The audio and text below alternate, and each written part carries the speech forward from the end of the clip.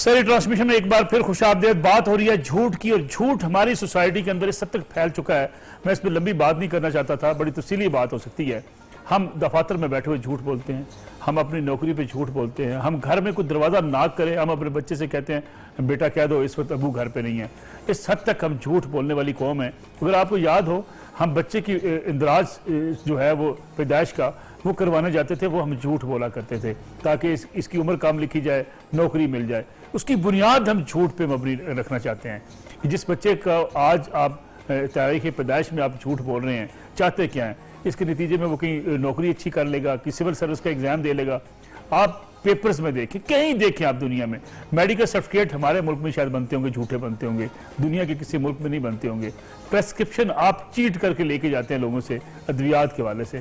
اس حد تک جھوٹ ہماری سوسائٹی کا ایسا بن چکا ہے کہ جس کی وجہ سے تمام برائیاں اس کے ارد گرد گھومیں گی. حق مارا جائے گا جھوٹ بولنے کی وجہ سے، جھوٹی گواہی کی وجہ سے کسی کے ساتھ ناانصافی ہوگی، جھوٹ بولنے کی وجہ سے آپ ملاوٹ کریں گے، جھوٹ بولنے کی وجہ سے آپ کو اچھی اشیاء، صحیح اشیاء نہیں ملیں گی.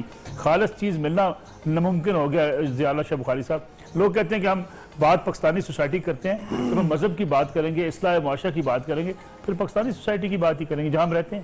بلا شبہ دیکھیں نبی پاک صلی اللہ علیہ وسلم نے جیسے ہم نے پہلے عرض کیا تھا کہ یہ جو جھوٹ ہے نا انسان کو بے شمار برائیوں کی دلدل میں پھنسا دیتا ہے. اب جھوٹا فیصلہ وہ بھی جھوٹ ہے. اب ایک بیچارہ آیا کسی تھانے میں، وہاں پہ ہم ایف آئی آر جھوٹی درج کر رہے ہیں، یہ بھی جھوٹ ہے. ملاوٹ کی آپ بات کر رہے ہیں، 2 نمبر میڈیسن چھوڑ کے پتہ نہیں کس نمبر کی میڈیسن مل رہی ہے. من غشہ فلیس منا، یہ بھی جھوٹ پہ مبنی ہے. تو یقیناً علامہ اقبال نے ایسے نہیں کہا تھا سبق پھر پڑھ صداقت کا، عدالت کا، شجاعت کا. صداقت کا سب سے پہلے سبق یہ کہا، سبق پھر پڑھ صداقت کا، عدالت کا، شجاعت کا، لیا جائے گا تو اس سے کام دنیا کی امامت کا. دنیا کی امام ایسے نہیں ہوتے. نبی پاک علیہ الصلوۃ والسلام جب غار حرا میں پہلی وحی سن کر گھر تشریف لاتے ہیں اور کیا فرمایا، زملونی دسترونی لقد خشیت علی نفسی، اے ختیجہ مجھے اپنی جان کا ڈر ہے کہ اتنی بڑی ذمہ داری اتنے بگڑے لوگوں کے درمیان مجھے اللہ نے بھیج دیا. اللہ فرماتا ہے هو الذی بعث فی الامیین رسولا منہم یتلو علیہم آیاتہ ویزکیہم ویعلمہم. آگے فرمایا وان کانوا من قبل فی ضلال مبین، وہ کھلا گمراہ جھوٹے لوگ. تو فرمایا ان کی اصلاح کے لیے تو وہاں ماجی نے کیا فرمایا تھا، کلا واللہ لا یخزیک اللہ ابدا انک لتصدق الحدیث. سب سے پہلی بات یہ کہ آپ تو سچ بولنے والے.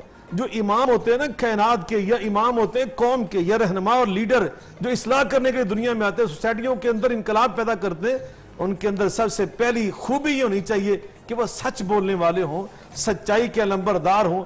نبی پاک علیہ السلام نے ہمیں اس لیے بار بار اس کی تلقین فرمائی. اور آپ نے حضرت معاذ بن جبل رضی اللہ تعالیٰ کو تعلیم دی نا، تو انہوں نے کہا اللہ کے رسول آپ اتنی ہمیں جو تاکید فرما رہے ہیں، زبان پہ کنٹرول کرو، زبان کا خیال کرو. ما یلفظ من قول الا لدیہ رقیب عتید، بندے کی زبان سے ایک حرف جو نکلتا نا اللہ کے فرشتے درج کر لیتے.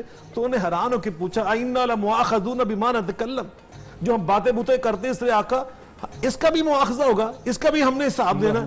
اللہ کے رسول فرماتے ہیں معاذ ثقلت کا امک یا معاذ، یہ ایک عرب کا جملہ تھا. تو فرمایا معاذ تمہیں معلوم نہیں ہے کتنے لوگ قیامت کے دن علی مناخرہم الا حصائد السنتہم، وہ الٹے کر کے جہنم محض اس لیے پھینکے جائیں گے کہ ان کی زبانیں کنٹرول میں نہیں تھی. وہ سچائی اور جھوٹ کے درمیان فرق نہیں کرتی تھی، انہیں پرواہ نہیں ہوتی تھی کہ ہم کیا کر رہے ہیں. تو یقیناً ایک سوسائٹی کے اندر اگر آپ تبدیلی لانا چاہتے ہیں تو سچی بات سب سے پہلے بنیاد وہ رکھیں کہ سب سچ بولنا شروع کر دیں. ایک اور بھی بات سن لیں، الناس علی دین ملوکہم، جو بڑے لوگ ہوتے ہیں نا، لیڈر، رہنما، یہ اپنی قوم کے لیے نمونہ ہوتے ہیں، یہ آئیڈیل ہوتے ہیں. لیکن یہ بڑا ایک اہم سوال ہے جی کہ جو زعماء ہوتے ہیں، جو عمراء ہوتے ہیں، حالانکہ ایک عام آدمی ہے، آپ کا امیر غلط بھی ہو جائے، آپ کا حکمران غلط بھی ہو جائے، اسے تو سچ بولنا ہے. بالکل درست آپ نے نشاندہی کی ہے. یہی بات ہمارے اسلاف نے کیا کہی جب کوئی اسٹوڈنٹ نکلتا تھا نا ان کے مدرسے سے فارغ ہو کے، تو وہ کہتا ہم آپ تبلیغ کرنے جا رہا ہوں. تو ان کو کیا نصیحت کی جاتی ہے کہ تبلیغ کرنے جا رہا ہے تو سب سے پہلا اصول ہے تجھے کم بولنا پڑے. کیا مطلب؟ اس کا مطلب ہے اپنے عمل سے تبلیغ کرنی ہے. اپنا عمل ایسا ہونا چاہیے کہ لوگ تیرے عمل سے متاثر ہو جائے. اور نصر اللہ بھائی یہ جو وعید کی بات ہے نا، جھوٹ بولنے کی وعید، معراج کی رات میں صحیح حدیث میں رسول اللہ صلی اللہ علیہ وسلم نے فرمایا جھوٹے بندے کی باچھیں یہاں سے چیری جا رہی تھی اور جو آپ نے ابتدا میں میڈیا کے حوالے سے بات کی ہے نا، قرآن پاک میں یہ آیت ایک میڈیا کے حوالے سے بھی موجود ہے کہ اگر کوئی فاسق خبر لے کے آئے تو اس کی تحقیق کر لیا کرو۔ امام بخاری دیکھیں، محدثین نے بھی حدیث کی حفاظت کے جو شرائط اور قواعد بیان کیا ان میں پہلا کیا ہے، حالانکہ جھوٹا بندہ کبھی سچ بول سکتا ہے نا، لیکن اگر کسی کا جھوٹا ہونا ایک مرتبہ بھی ثابت ہو جائے نا، محدثین نے کہا یہ روایت ضعیف ہوگی۔ ایک مرتبہ بھی، حالانکہ جھوٹا کبھی سچ بھی بول سکتا تھا لیکن محدثین نے اس سے روایت نہیں لی۔ اور امام بخاری کی جو ایک حکایت ہے، وہ تو ایک آدمی سے حدیث لینے گئے، کیا دیکھا، اونٹ کو یا جانور کو، بعض روایات میں آتا ہے چارہ کے لیے نا پچکار رہا تھا کہ اپنے پیچھے پیچھے لے کے آئے، امام بخاری نے دیکھا اس کے اندر چارہ موجود نہیں، امام بخاری نے اس سے حدیث نہیں لی۔ کیوں؟ کہا گیا جانور سے جھوٹ بول سکتا ہے۔ حالانکہ اب یہ بات ہے، یہ حفاظت حدیث کا بھی ایک بڑا اہم باب ہے۔ اور رسول اللہ صلی اللہ علیہ وسلم نے، ابو سعید خدری نے یہ بھی کہہ دیا ہے، رسول اللہ مجھے وصیت فرمائیے۔ نصیحت اور وصیت میں ایک فرق ہوتا ہے، نصیحت کئی مرتبہ مانی جاتی ہے، کئی مرتبہ انسان نے نفلی بات ہے، وصیت ماننا فرض ہوتا ہے۔ ابو سعید خدری نے کہا مجھے وصیت فرمائیے، اللہ کے رسول اللہ صلی اللہ علیہ وسلم نے کہا اس زبان کو کنٹرول کر لے، اگر اس سے صرف خیر کی بات نکلے گی فائدہ کیا ہوگا، تو شیطان کے اوپر غالب آ جائے گا۔ شیاطین انسان کو وسوسے ڈالتا ہے، شیطان انسان کو یہ کہتا ہے کہ جھوٹ بولے گا۔ جو آپ نے بات کی ہے نا نہایت خوبصورت ہے کہ ہم اپنے بچوں کو یہ کہتے ہیں کہ باہر بچی ہے، اور اچھا پھر آگے ریئیکشن کیا ہوتا ہے، بچے کی تربیت یہ کر رہے ہیں کہ بچہ جھوٹ بول کے آتا ہے، ماشاءاللہ بڑا سمجھدار ہو گیا، ماشاءاللہ بڑا سیانہ ہو گیا۔ یہ ہمارے اگر قوم کے اندر یہ ابھی جو ملاوٹ کی آپ نے بات کی ہے یہ جھوٹ نہیں ہے، ہماری قوم میں بتائیں دودھ ہی خالص آپ کو نہیں ملے گا، کوئی ایک چیز نہیں ملتی۔ رسول اللہ صلی اللہ علیہ وسلم نے کہا کہ دودھ میں پانی نہ ملاؤ، اور آپ کو پتا ہے ایسے، لیکن دور اسلام کے اندر ایسا بھی آیا ہے، ایک بچی کو اس کی والدہ کہہ رہی ہے دودھ میں پانی ملا دو، اس نے کہا کہ اس وقت میں پانی نہیں ملاؤں گی، آپ کو پتا نہیں عمر کا آرڈیننس ہے کہ دودھ میں پانی نہیں ملانا، تو اس نے کہا کون سا عمر دیکھ رہا ہے، تو بچی نے آگے جواب دیا اللہ تو دیکھ رہا ہے۔ اس کا مطلب یہ ہے کہ انسان کو جھوٹ سے کلی طور کے اوپر کنارہ کشی کر لیں گے تو آپ کے معاملہ میں۔ شام بھائی ایک چھوٹی سی کمرشل بریک درمیان میں پھر آ گئی ہے، ایک بریک لیتے ہیں، بریک سے واپس آئیں گے، اپنے آخری سیگمنٹ میں اسی کو وائنڈ اپ کریں گے کہ اس سے نکلا پھر کیسے جا سکتا ہے، اس کے لیے آپ کی اور میری ذمہ داری کیا ہو سکتی ہے۔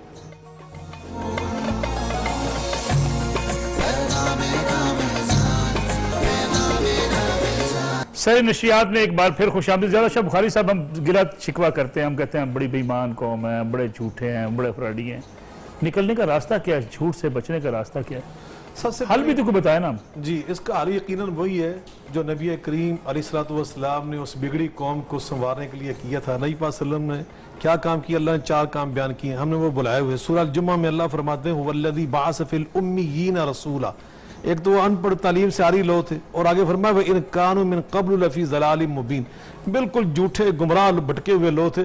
آقا نے 4 کام ان میں کیے، یتلو علیہم آیاتی، ایک تو انہیں قرآن پڑھ پڑھ کے سنایا، قرآن کا آشنا بنایا۔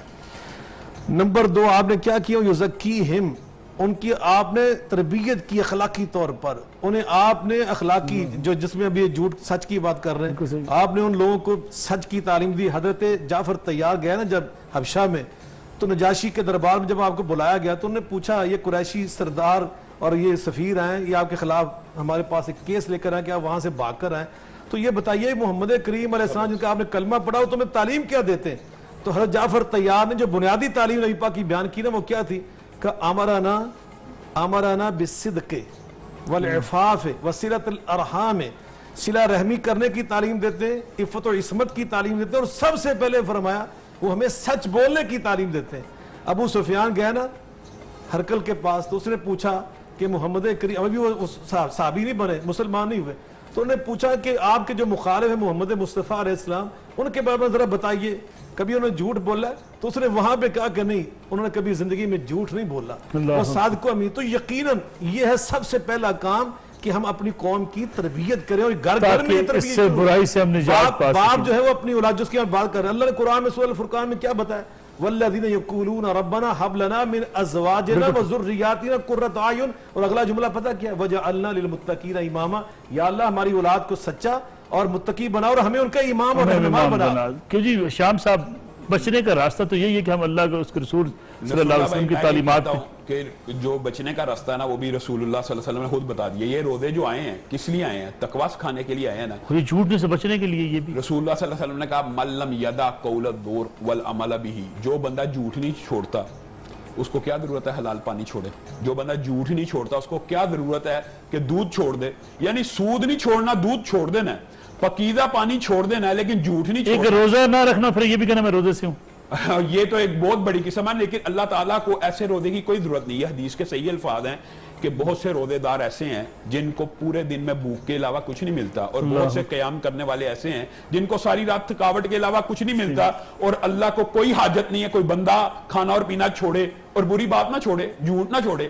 یہ روزہ ایک ٹریننگ ہے۔ یہ رمضان کے مہینے میں اگر کوئی بندہ یہ عہد اور ارادہ کر لے کہ آج کے بعد میں یہ گناہ نہیں کروں گا، پھر اللہ کی رحمت بھی ہوتی ہے۔ یہ نصر اللہ بھائی صرف ارادہ کرنے انسان کے طے کر لے کہ میں جھوٹ کم سے کم کرتا چلا جاؤں گا، صرف نیکی کا زندگی سے ارادہ نکل کرے سکتا۔ اور برائی چھوڑنے کا ارادہ کر لے، پھر اللہ تعالیٰ کی مدد شامل حال ہو جاتی ہے۔ قریشی صاحب سے سنتے ہیں نعت رسول مقبول صلی اللہ علیہ وسلم، پھر جائیں گے اپنی بریک کی طرف۔ بریک کے بعد پھر آپ شام دیکھیں گے ہماری افطاری ٹرانسمیشن، اور کل آپ کی خدمت میں دوبارہ حاضر ہوں گے سحری نشریات کے ساتھ۔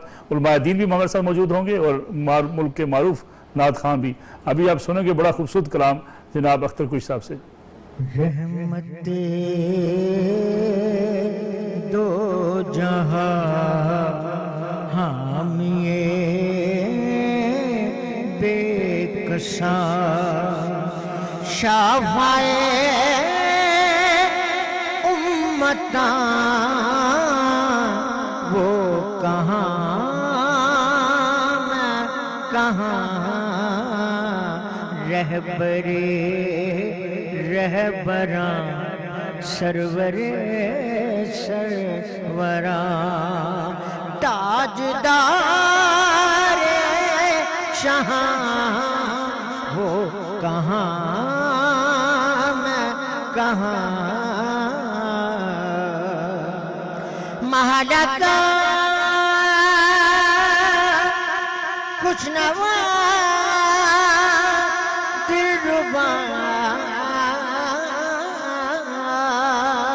دل کشا مصطفیٰ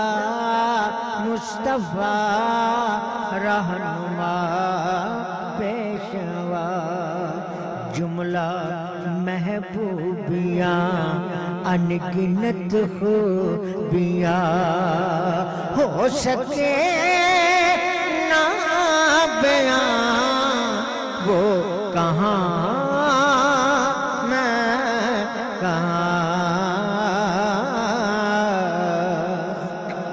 عاشقوں کے لیے تورے سینہ بنا،